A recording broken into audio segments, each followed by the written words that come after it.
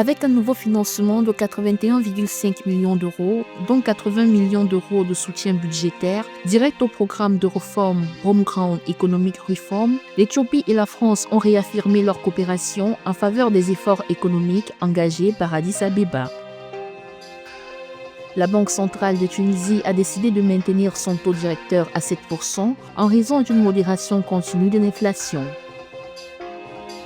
La société d'exploitation du Transgabonais recherche un financement de 704 millions d'euros pour finaliser la phase 3 de la modernisation de l'unique ligne de chemin de fer du Gabon.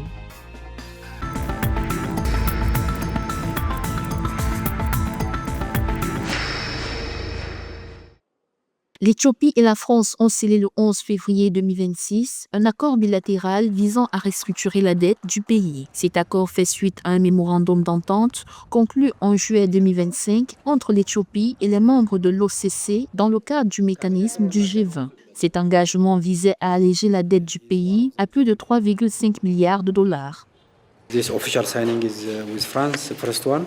Cet accord marque le tout premier accord officiel signé avec la France. Fruit de notre coopération, la France joue un rôle majeur non seulement sur le plan bilatéral, mais également en matière culturelle. Votre contribution au soutien de ces discussions et négociations a été essentielle pour parvenir à cette conclusion complète. So we would like to thank you very much for. Parallèlement à la signature de l'accord de restructuration de la dette, les deux parties ont également annoncé la conclusion d'un nouvel accord de financement de 81,5 millions d'euros destiné à appuyer les réformes économiques engagées par Addis Abeba. Cette enveloppe comprend 80 millions d'euros de soutien budgétaire en faveur du programme de réforme nationale ainsi qu'une subvention de 1,5 million dédiée à l'assistance technique. La France a contribué au lancement du premier programme en apportant un financement d'1 million d'euros dans le but de favoriser le développement à long terme et la création d'emplois. Ce programme économique a démarré en décembre 2024 et nous saluons cette coopération. Pour Addis Abeba, cet accord constitue une étape clé dans sa stratégie de réforme économique et de relations financières internationales, tout en ouvrant potentiellement la voie à des accords similaires avec d'autres créanciers publics et privés dans les mois à venir.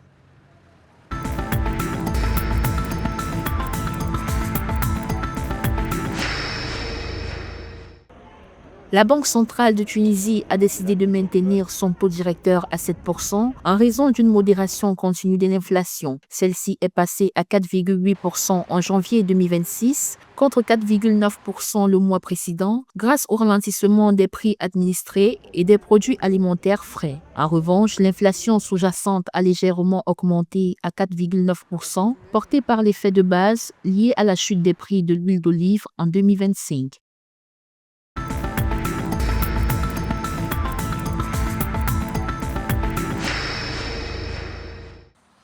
La société d'exploitation du Transgabonais cherche un financement pour finaliser la phase 3 de la modernisation de l'unique ligne de chemin de fer du Gabon. Le projet, dont le budget total s'élève à 704 millions d'euros, prévoit le remplacement de 561 km de rails et de 324 km de traverses d'ici 2030. L'objectif est de restaurer la capacité initiale de la ligne principale à 16 trains par jour dès mi-2029.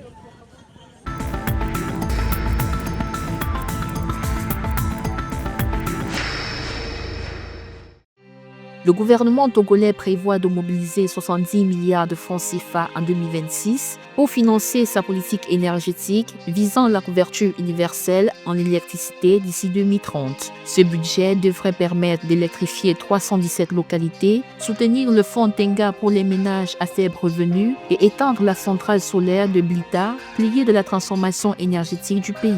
Ces investissements s'inscrivent dans la stratégie nationale de diversification du mix énergétique et de promotion des énergies renouvelables.